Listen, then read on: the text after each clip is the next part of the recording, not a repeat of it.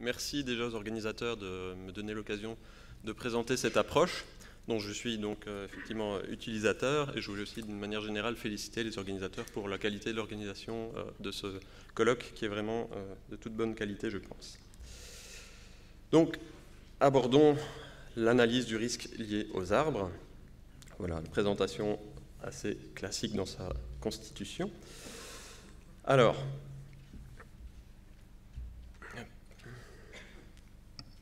chacun d'entre nous, au travers de nos activités au quotidien, est exposé à des risques plus ou moins importants dans nos activités privées ou professionnelles. Et ce risque, nous l'acceptons d'une manière générale si nous l'estimons maîtrisé, en tout cas on a le ressenti qu'il est maîtrisé, et si nous estimons aussi que les bénéfices apportés sont supérieurs aux risques pris. Donc les exemples les plus évidents sont l'utilisation de la voiture, l'électricité, les infrastructures que nous empruntons tous les jours. Mais malgré les systèmes de sécurité, la ceinture de sécurité, les airbags pour les véhicules, etc., le risque d'accident, de blessure et de mort n'est pas impossible.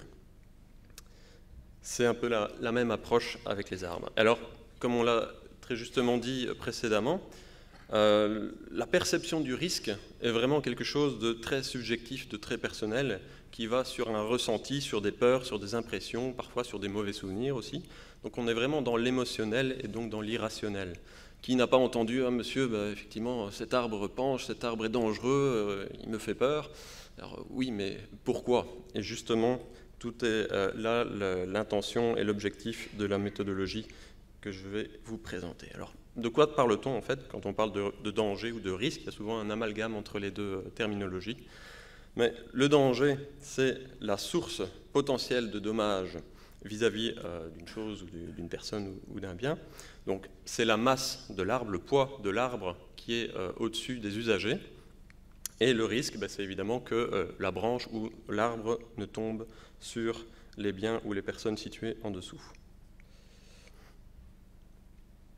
Voilà, je vais vous présenter la méthodologie. Alors, c'est une approche peut-être un peu complexe dans un premier temps, mais vous allez voir que dans la pratique, c'est assez simple finalement. Donc la méthodologie QTRA pour Quantified Tree Risk Assessment a été créée en 2005 par Mike Ellison, qui est un Anglais. Actuellement, il y a environ 1500 utilisateurs dans le monde enregistrés à travers 14 pays, donc je suis un de ces 1500 utilisateurs. Pour ma part, j'ai commencé à utiliser cette méthodologie en 2010. Alors, dans quel but? Justement, on l'a déjà un petit peu abordé, vraiment d'objectiver la notion de risque, de pouvoir la quantifier, de justement sortir de l'irrationnel pour arriver dans le rationnel, pour pouvoir justifier et expliquer pourquoi on maintient ou on abat, et avoir quelque chose d'assez constant dans notre approche aussi. Et ça amène à un processus décisionnel à partir de quand est-ce qu'on agit, ou est-ce qu'on doit agir, ou est-ce qu'on n'agit pas. La méthodologie propose d'aborder ça à travers 3 composantes: les cibles, le potentiel d'impact et les probabilités de rupture. Donc les cibles, ce sont les biens et les personnes situées à proximité de l'arbre ou des arbres. Le potentiel d'impact est déterminé par les dimensions de l'arbre ou la partie de l'arbre qui peuvent atteindre donc les cibles, et la probabilité de rupture, mais là, c'est fonction de l'état de l'arbre et donc de ses faiblesses éventuelles. Je vais passer en revue ici les différentes composantes. Première composante, les cibles. Maintenant, comme on l'a dit, c'est toutes les choses, personnes de valeur qui peuvent être endommagées en cas d'échec d'un arbre. Donc en cas d'échec, c'est-à-dire en cas de rupture, de chute d'un arbre ou partie d'arbre. Par déduction, vous comprenez que si la cible est identifiée comme non significative, sans valeur, le risque est non significatif. Donc ça permet déjà de se dire qu'à partir du moment où on est dans un endroit où il n'y a pas de cible, à quoi ça sert d'aller investiguer, d'aller étudier cet arbre en détail?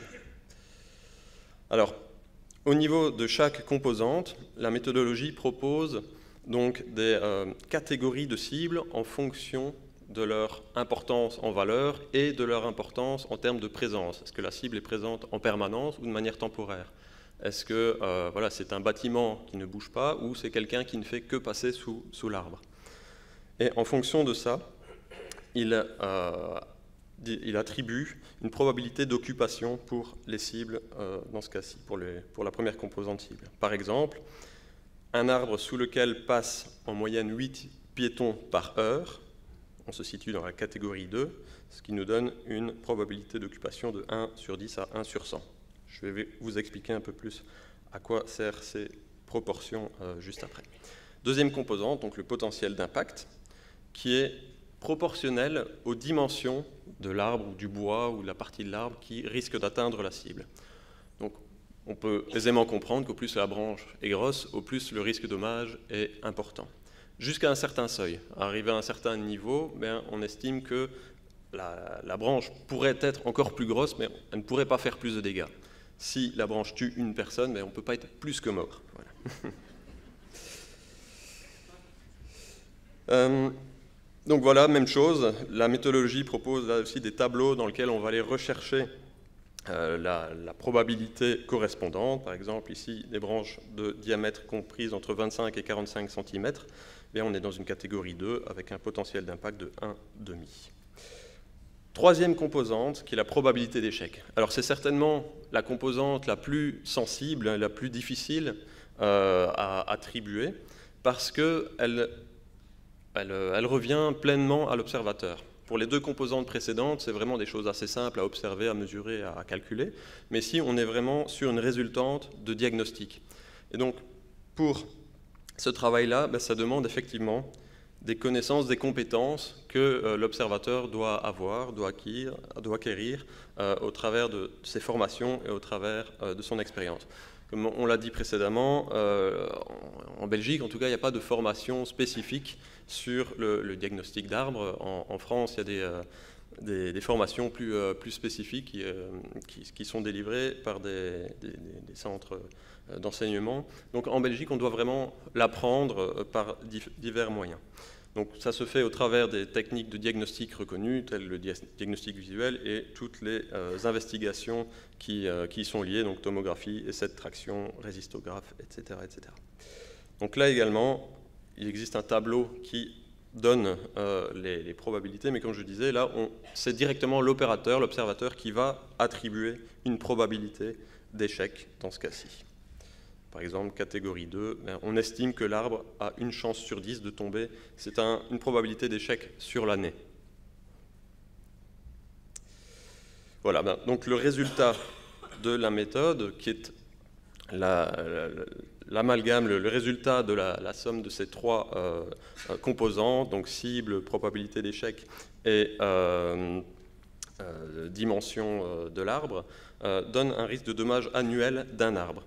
Donc c'est délivré sous forme de probabilité de risque de dommage significatif par rapport à la perte d'une vie humaine dans l'année à venir. Alors, qu'est-ce que ça veut dire? Pourquoi est-ce qu'on parle de comparer ça à une vie humaine?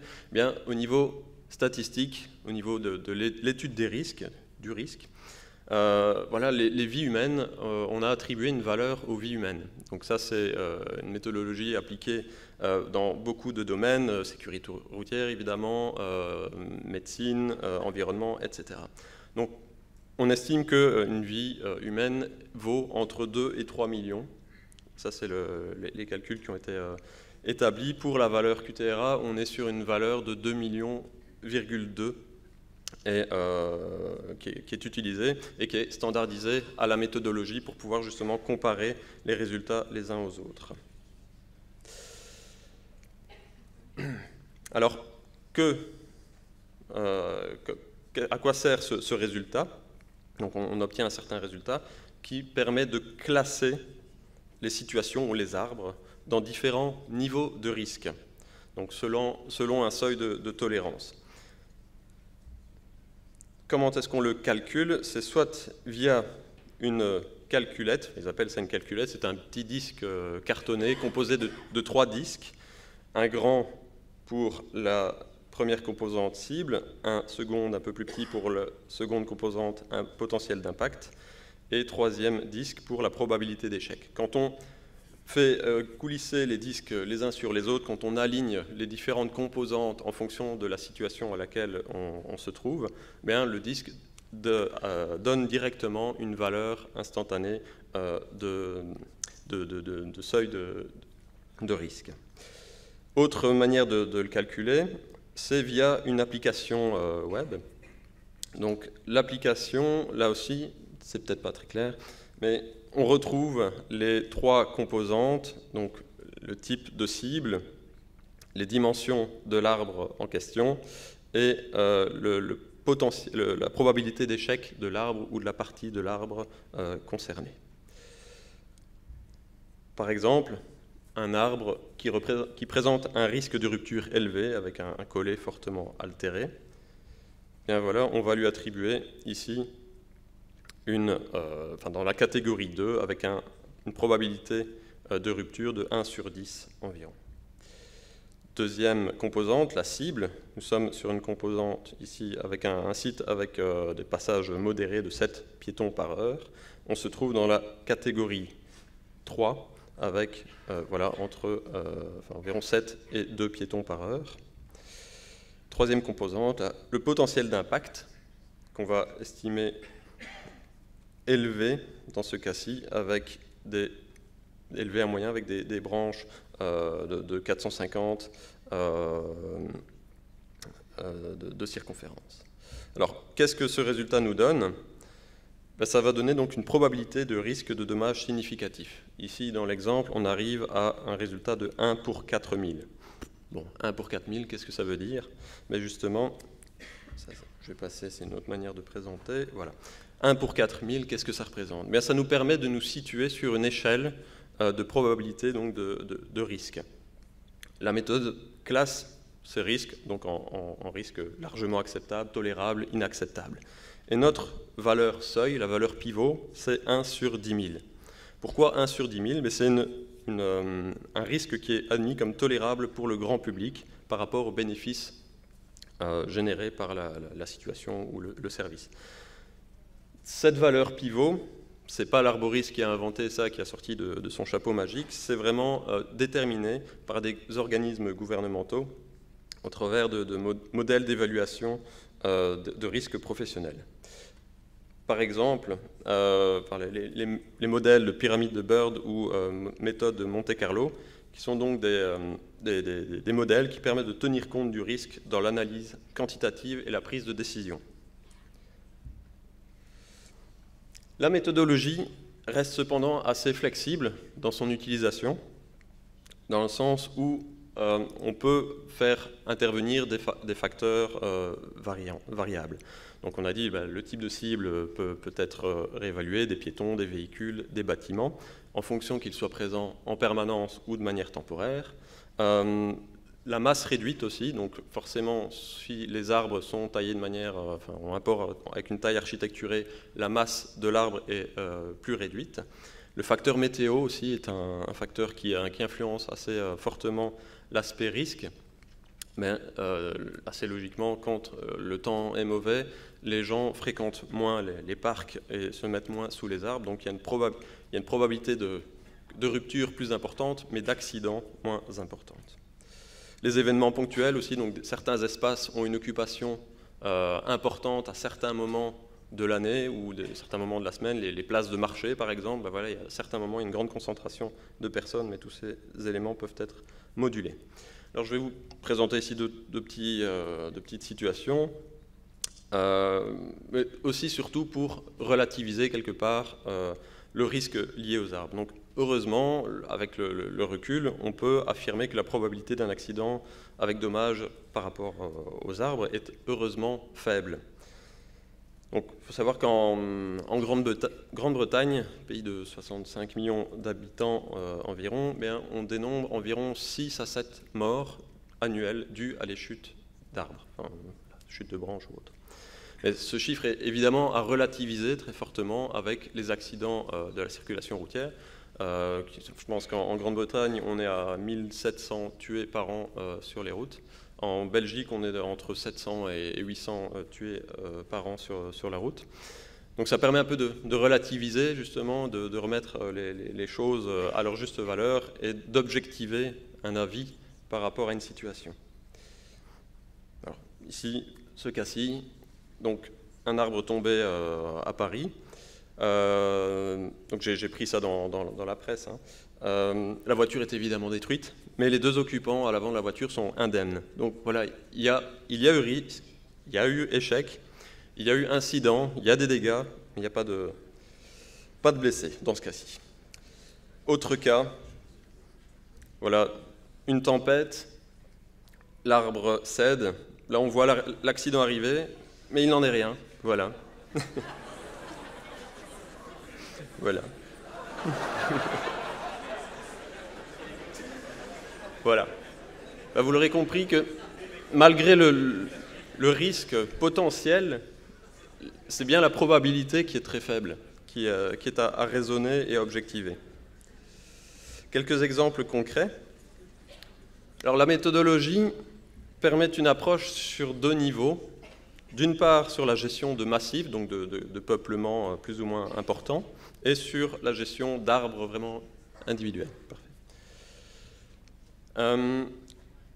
Cet exemple ici, donc c'est un site que nous avons étudié cette année ici. C'est un centre aéré d'une commune en périphérie bruxelloise qui accueille donc des enfants pour les plaines et pendant certaines journées de la semaine également. L'entrée du site se fait principalement par une allée qui traverse le massif boisé dans la partie basse de l'image, qui se divise ensuite en 2 allées secondaires. En mars de cette année, je ne sais pas si vous vous souvenez, mais il y a eu des coups de vent, des tempêtes. Il y a eu plusieurs arbres, assez bien d'arbres, qui sont tombés dans la zone ici du site.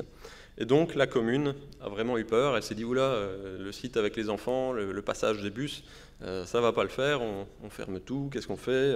Donc au départ, ils souhaitaient faire une analyse de l'ensemble des arbres composant ce massif. Donc c'est environ 200 arbres. Alors, ils voulaient faire aussi des investigations approfondies, cette traction, tomographie et autres sur tous les arbres. On a dit, mais non, pourquoi faire?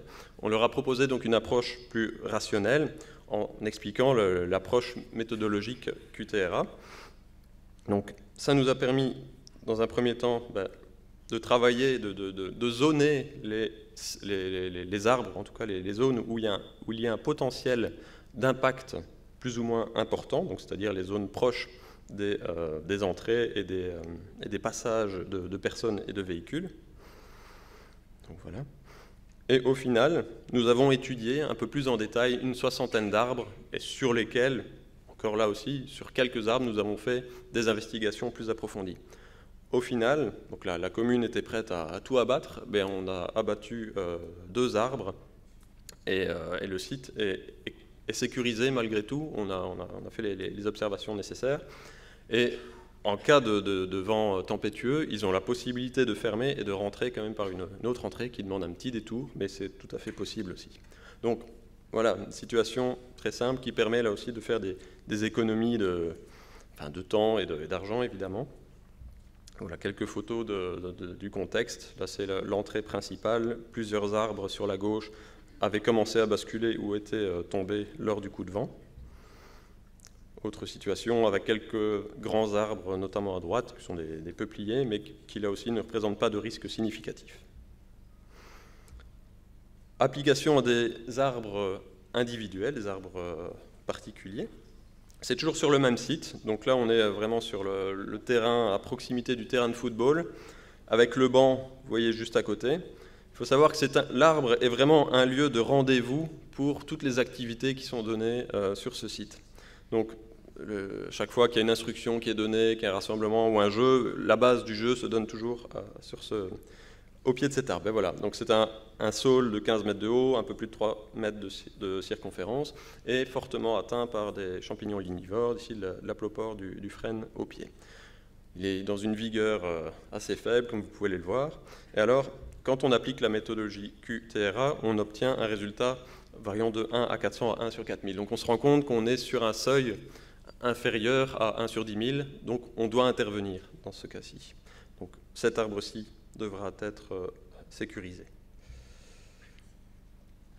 Deuxième exemple, un gros marronnier totalement déséquilibré au-dessus d'une plaine de jeu sur un site très fréquenté sur la commune de Spa. Il faut savoir que cet arbre faisait partie d'un double alignement et que plusieurs arbres sont partis petit à petit, et donc l'arbre est vraiment très exposé. Cet arbre présente en plus des défauts d'insertion, une faible vigueur, une altération du bois au niveau du tronc du collet. Donc là, on a rapidement évalué la situation et on est arrivé à un seuil de 1 sur 100. Donc vraiment, risque important. Nous avons fait fermer la plaine de jeu tout de suite et l'arbre a été là abattu assez rapidement pour le cas. Et voilà une coupe du tronc qui a été faite juste après. Voilà, ça permet de voir l'altération quand même. Troisième exemple, là, on est dans un parc avec des arbres en taille architecturée, des platanes. Ces platanes sont plus ou moins atteints, chacun en tout cas, atteints par le polypore hérissé, qui est un champignon lignivore, mais avec une agressivité relativement modérée. Mais là, le calcul nous a donné un seuil de 1 sur 1 million. Donc on a un niveau de risque assez faible, et donc on peut se permettre de ne pas devoir intervenir en urgence en tout cas, et de maintenir la situation telle qu'elle est encore aujourd'hui. Oui, j'arrive à la fin, encore 2 dias. Voilà, autre élément que la méthodologie permet de produire, ce sont des cartes thématiques qui sont très visuelles, qui permettent rapidement de comprendre une situation par rapport au client, à la commune ou au public, de dire, voilà, on a fait le bilan, voilà, qu'un petit code couleur, on identifie les arbres potentiellement dangereux et on sait où on doit intervenir en priorité. Pour conclure, c'est une méthodologie qui a l'avantage de fournir un résultat chiffré, et donc qui permet d'objectiver véritablement l'avis par rapport au risque que représente cet arbre. Et je pense que, en tout cas, quand on l'utilise, ça nous permet d'y arriver. En tout cas, ça permet de sortir d'un classement un peu aléatoire d'arbres à risque, des arbres qui finalement ne le sont pas. Et notamment, je pense aux arbres les plus âgés, qui sont les arbres finalement les plus intéressants au travers des différents services écosystémiques qu'ils peuvent rendre, comme on en a déjà parlé précédemment. Et on a déjà indiqué aussi que c'est une méthodologie qui permet de limiter les coûts d'expertise. On n'est pas là pour vendre de l'expertise à tout prix, on est là pour apporter un conseil avant tout. Point d'attention quand même, un gros point d'attention sur la maîtrise du diagnostic. Là, évidemment, il faut que les personnes qui utilisent cette méthodologie soient des personnes averties et compétentes pour pouvoir délivrer un résultat justement précis et exact pour éviter des abattages abusifs. Enfin, c'est un outil de diagnostic très puissant, mais qui reste un outil. Donc nous l'utilisons comme outil de diagnostic parmi les autres outils disponibles. Mais voilà, ce n'est pas la panacée en tout cas. Voilà. Je vous remercie.